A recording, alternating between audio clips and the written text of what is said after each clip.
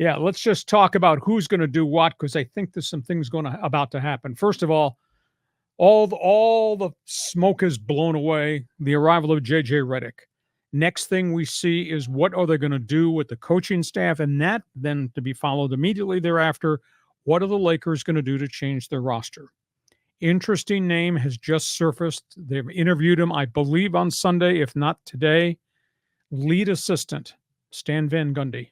Oh, pretty good basketball mind. Pretty decent career as a head coach. Been a TV analyst. His brother has just come back to the NBA as an assistant with the Clippers. Stan Van Gundy might become the lead assistant for JJ Redick. So that would be a counterbalance of an experienced intellectual guy to go with the rookie head coach. They're also talking about going ahead and adding Sam Cassell and James Borrego as assistants 2 and 3 to the Redick coaching staff.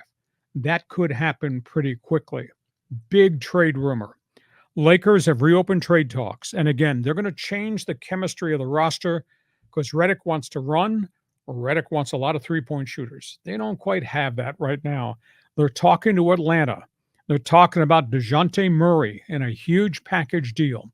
Supposedly, it would be one of the Lakers' first guys off the bench. It might be the big center, Jarred Vanderbilt. It might be one of the free agents they signed a year ago, Taurean Prince. I'm told the Lakers don't want to trade him, but that's what Atlanta's asking for. If you want Dejounte Murray, you got to give us this year's number 1 at 17, give us Vanderbilt, give us Prince, and then you have to add a future number 1. Mm-hmm. Murray is a really good young player who can stroke it. So the Lakers might have a trade coming, I'm told, with Atlanta. That might be item 1 to watch in terms of the structuring of the roster. Now, in terms of the Clippers, we're waiting for a decision on Paul George. I've been told that Paul George is going to do something different. Instead of opting out, becoming a free agent, and then re-signing in LA, though the Clippers won't give him what he wants, or opting out and becoming a street free agent, he's going to opt in. He will opt in to stay, and there'll be a trade after he opts in. So the Clippers would trade the 1 year left on his contract. Paul George, we thought, might be going to Philly. Philly's backed away.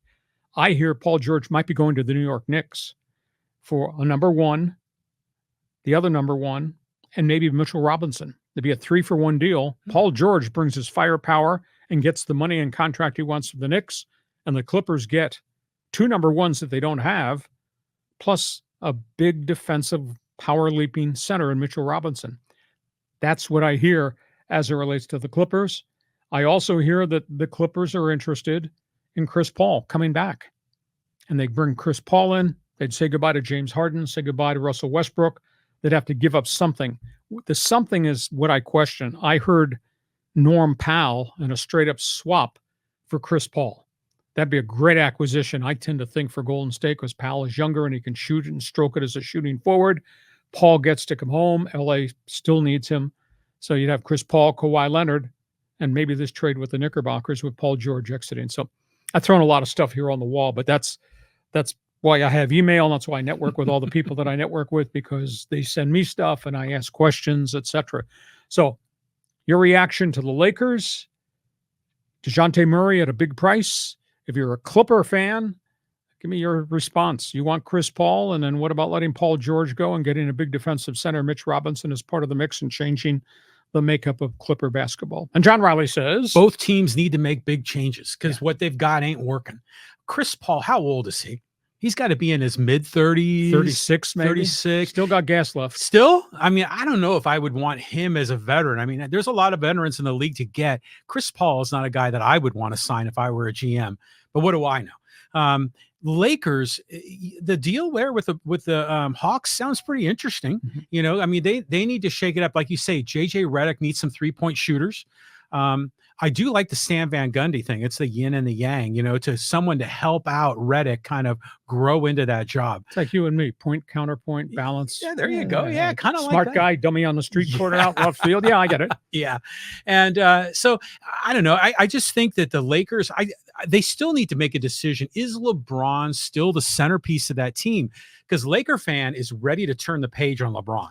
Yeah, but Laker fans not emotionally ready for a 26 win season because if you don't have LeBron, I just don't think you're anywhere near a competitive franchise. AD can't do it by himself when every other super team has got three superstars. I think the heat that LeBron's taken is just, to me, it's just way unfair. So you're an NBA fan.